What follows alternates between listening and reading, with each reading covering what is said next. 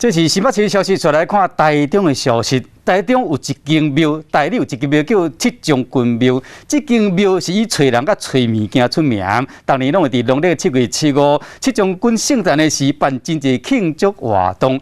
不过今年呢，因为拄着新冠病毒疫情，庙方取消庆典活动，敢若开放民众参拜。学校团体轮流伫庙埕表演插日气氛，这是台里七将军庙为了彰显庙口文化，这几年来拢会伫农历7月7号七将军圣诞的时举办一系列民俗庆典活动。因为今年拄着疫情，只好无奈被迫取消。今日咱七将军的生日吼，咱逐年是为7月13就开始会封路，包括有单位诚侪，因为今年疫情的关系吼，就先拢无用。